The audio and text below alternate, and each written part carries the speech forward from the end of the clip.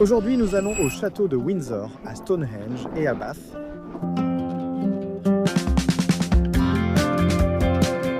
Et juste ici, c'est la rue High Street.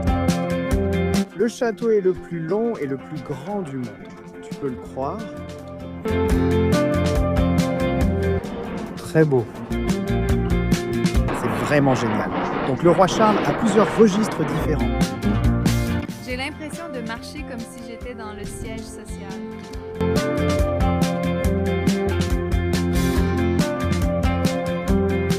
D'accord, on vient juste d'arriver à Stonehenge. C'est assez faisable de les amener ici.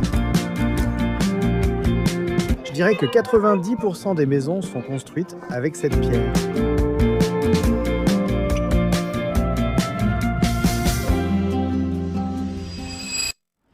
Bonjour. Bonjour les gars et bienvenue dans le magnifique Royaume-Uni. Nous sommes à Londres et c'est notre premier jour ici au Royaume-Uni.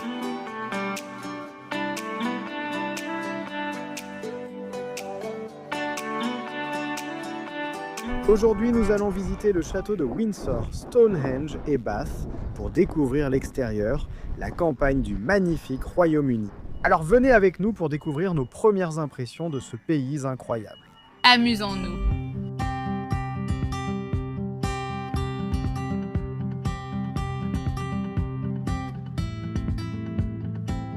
Alors aujourd'hui, on va faire une visite guidée en bus, c'est ça? On a réservé une visite en bus via Cluc.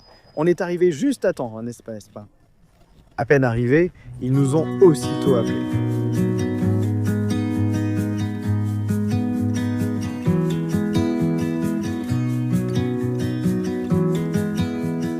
D'accord, on vient de descendre du bus. Premier arrêt, le château de Windsor, qui se trouve vraiment en ville. Incroyable, non?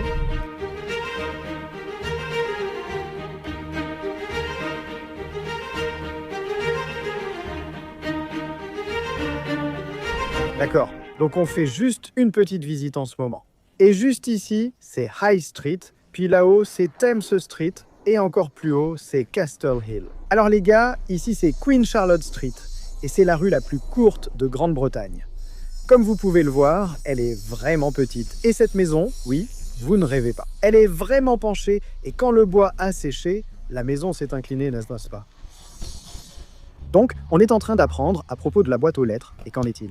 Alors, devine pourquoi elle est peinte en rouge. Pour être jolie? Non. Pourquoi alors? Parce que, tu sais, quand il faisait sombre, on venait se baigner dessus. Oui, alors ils se sont juste dit genre, oh, peindre dessus n'est vraiment pas une bonne option. Oui, alors peignons-le en rouge. Oui, à l'origine, ils l'ont peint en vert pour qu'il se fonde dans le décor. Je pense que c'est aussi pour cela que la cabine téléphonique est rouge. La cabine téléphonique classique du Royaume-Uni, je vais mettre une image ici. J'en ai vu la plupart dans Harry Potter. Le guide touristique est vraiment incroyable. Il a tellement de connaissances. Il sait tout sur la famille royale, sur cette région. C'est vraiment un gars très cultivé. D'accord, les gars. Donc vous pouvez voir derrière nous l'allée royale qui monte jusqu'au château de Windsor là-bas. Cette allée a en fait été utilisée pour deux choses principales. La première, c'était pour le mariage de Meghan et Harry. La deuxième, malheureusement, c'était pour les funérailles de Feu la Reine, où elle est venue pour son dernier repos. Deux événements très importants, des événements récents dans la famille royale. Et oui, complètement ouverts au public et aux gens. Les gens d'ici font souvent leur promenade matinale ou vont courir, comme vous l'avez sûrement remarqué. Maintenant, nous allons faire la queue pour entrer dans le château. Le château est le plus long et le plus grand château encore en activité au monde, construit au XIe siècle. Voici l'un des résidents actuels du roi Charles. Donc c'est vraiment cool. Le roi Charles a plusieurs types de résidents enregistrés. Je devrais le préciser. Le palais de Buckingham est l'un d'entre eux. Il est actuellement en rénovation en ce moment. Et puis il a aussi une maison à Londres, à environ 5 minutes à pied du palais, ici à Windsor. Et puis un autre grand domaine agricole ailleurs. Donc oui, on apprend beaucoup aujourd'hui. Ma connaissance de la famille royale grandit. À la seconde, c'est à toi. Oui.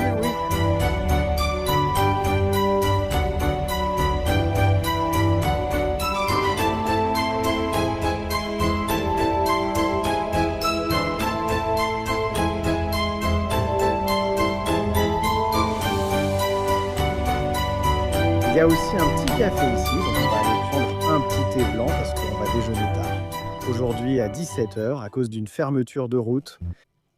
Goûtons ça. Je veux dire, c'est juste un sandwich normal et un à la cannelle. Et évidemment, ça doit être de haute qualité quand on est dans un endroit où vivent des membres de la famille royale. Non alors, santé les gars. Santé ma chérie. Santé. Oh waouh. C'est vraiment de la qualité, c'est sûr. Maintenant, revenons à la vidéo. Ce château a plus de 1000 pièces. J'ai l'impression de marcher dans un film Harry Potter ou quelque chose comme ça. Ouais, d'accord. Ok les gars. Alors voilà, la relève de la garde, les soldats arrivent et si vous vous mettez en travers de leur chemin, ils vous pousseront. Cette dame leur dit de s'écarter. Voilà, ils ont leurs gros fusils avec les baïonnettes au bout et regardez, ils marchent parfaitement. Alors maintenant, nous allons jeter un coup d'œil à l'intérieur de l'église ici, la petite chapelle, je crois que ceci. C'est une grande chapelle. Oh, c'est une assez grande chapelle. Je crois que c'est ici que Feu la Reine a été enterrée. En fait, ils viennent juste de fermer la grille maintenant à cause de la relève de la garde, puis ils la rouvriront et ensuite nous monterons dans notre bus. Donc les gars, je me suis trompé en fait. La cérémonie des gardes avec les tambours et les flûtes se déroule en fait ici. Donc nous n'avons rien manqué. C'est vraiment génial à voir. Tu aimes ça ?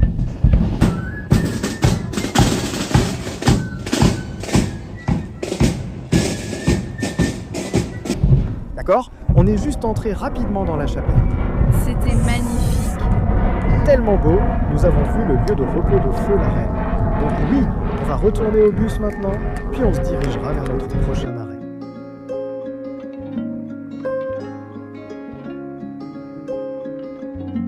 D'accord, nous venons d'arriver à Stonehenge.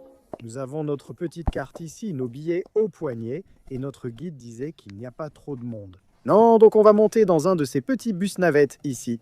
Cette dame en manteau rouge va nous guider et on ira tout droit jusqu'à Stonehenge. Alors, tu sais quel âge a Stonehenge ? 5000 ans. Presque entre 4000 et 5000 ans, ils ne sont vraiment pas sûrs. Il y a beaucoup de choses inconnues à propos de Stonehenge, mais nous t'en dirons plus à ce sujet bientôt. D'accord les gars, donc nous sommes venus à Stonehenge. Je suis dans cette maison qui était sur ma liste de choses à faire. Pareil, en fait pareil. Je pense. Tout se résume à chambre, bureau, mur, porte. Ah oui, le fond d'écran de bureau Microsoft. En la regardant, j'ai toujours eu envie d'y entrer. Ouais. Donc ici, on a les magnifiques prairies vertes, Stonehenge. Maintenant, je suis surpris les gars, on peut vraiment s'approcher très près. Je pensais qu'on ne pouvait s'approcher que d'aussi loin, mais on peut aller juste à côté. Donc on va s'approcher et vous montrer, et je vais vous expliquer un peu ce qu'on sait jusqu'à présent. Donc il y a deux types de pierres différents ici. Et franchement les gars, beaucoup de choses restent un mystère. On ne sait toujours pas comment ils l'ont construit il y a 4000 ans, on ne sait pas comment ils ont amené les pierres ici. Que ce soit avec des animaux ou qu'ils les aient traînées avec un traîneau. Il y a 4000 ans, c'était il y a longtemps, la technologie était très primitive à l'époque. Bon les gars, nous voilà à Stonehenge. Donc les pierres à l'extérieur viennent en fait de 25 km d'ici, ce qui vous savez est assez faisable pour les amener ici. C'est là que ça devient intéressant. Les pierres à l'intérieur, qu'on appelle les pierres bleues, et elles ressemblent toutes un peu aux mêmes pierres. Si vous l'ouvrez vraiment, vous verrez le bleu dedans. Apparemment, en théorie, elles possèdent des propriétés spirituelles, ou quelque chose comme ça. Mais les pierres bleues venaient en fait du pays de Galles, à 250 km de là, ce qui est une très longue distance. Et ils ne savent toujours pas à ce jour comment ils ont fait. C'est tellement incroyable. C'est absolument incroyable. Il ne fait pas trop froid ici et il n'y a pas vraiment beaucoup de monde, les gars. En été, ce serait tellement bondé ici. Sophia et moi sommes arrivés directement. Nous avons pris nos photos tout de suite. Nous avons tout ce dont nous avions besoin. Mais n'est-ce pas incroyable ? Comment ils ont soulevé cette pierre jusque-là, sans aucune technologie moderne, sans grue. Ils ont tout sculpté parfaitement. Et ces pierres tiennent toujours debout aujourd'hui. 4000 ans plus tard, c'est juste incroyable.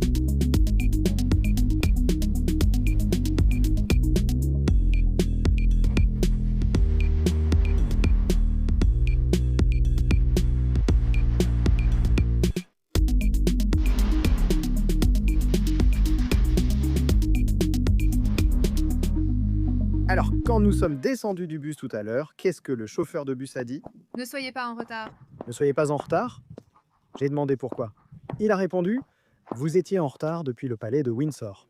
J'ai expliqué, oui, car ils ont retenu tout le monde à l'intérieur pour la marche. À notre retour, nous dirons, oui, nous sommes revenus tôt puisqu'on ne nous a pas enfermés comme la dernière fois. Ce sont ces souvenirs amusants qu'on garde après les voyages. N'est-ce pas? Oui, partout. Oui, partout.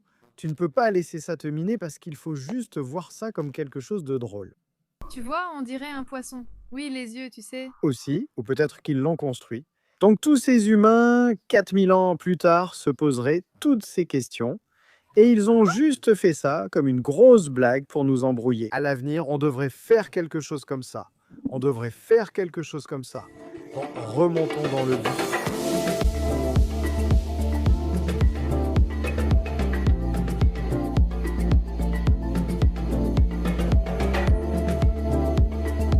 D'accord, on vient d'arriver à Bath, très jolie ville, vraiment un endroit magnifique.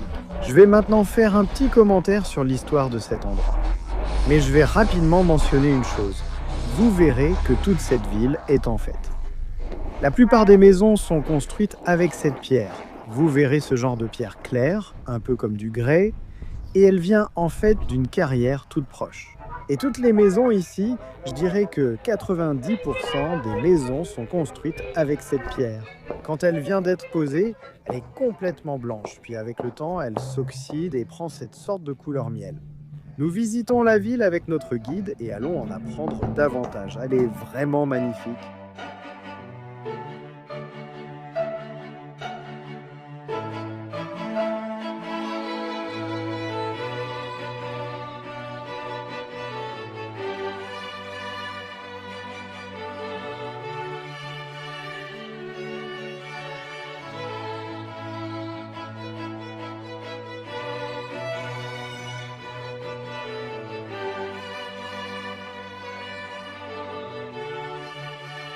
Donc on se promène juste dans la ville. Maintenant, notre guide touristique est juste là-bas, on va le rattraper.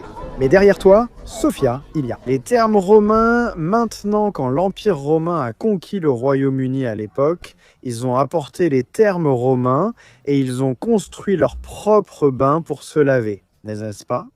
Mais pendant les années 1800, ils ont en fait découvert les anciens thermes romains datant des 100 années précédentes. Ils ont construit toute cette structure un peu à la romaine, n'est-ce pas? Mais pour trouver les thermes, ils ont en fait excavé toute la terre du Bar, oui, et maintenant à l'intérieur des thermes romains. Mais malheureusement, nous n'avons pas le temps de visiter.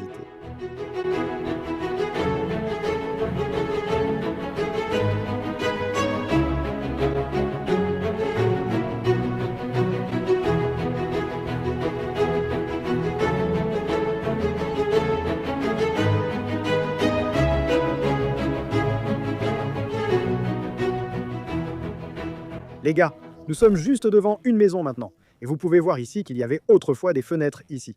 C'est parce que si une maison avait plus de 10 fenêtres, il fallait payer un impôt sur le revenu. Alors ce que les gens ont fini par faire, c'est qu'ils ont muré leurs fenêtres. Tout simplement. Comme ça, ils n'avaient plus à payer d'impôts. Ce qui s'est passé 100 ans plus tard, avec la taxe sur les fenêtres, ce qui s'est passé 100 ans plus tard, c'est que les gens, encore aujourd'hui, 100 ans plus tard, à l'heure actuelle, ils ont en fait créé de fausses fenêtres. Celles-ci ne sont donc pas réelles. D'accord, donc ça, c'était Bath.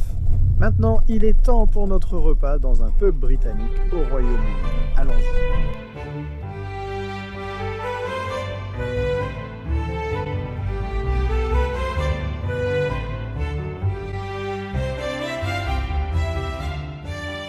D'accord, les gars. Eh ben, on vient de se promener dans le petit village ici de Lecoq, où se trouve la maison de Lily et James Potter. Et voici la maison juste ici, et voici aussi la maison du professeur Slughorn. Alors notre repas au pub était tellement bon, qu'on a en fait oublié de le filmer. Et on n'a eu que ce petit extrait ici, où on a pu filmer qu'à moitié. On mangeait de toute façon. Merci d'avoir regardé nos premières impressions du Royaume-Uni. On se retrouve la semaine prochaine avec une nouvelle vidéo d'ici. À bientôt!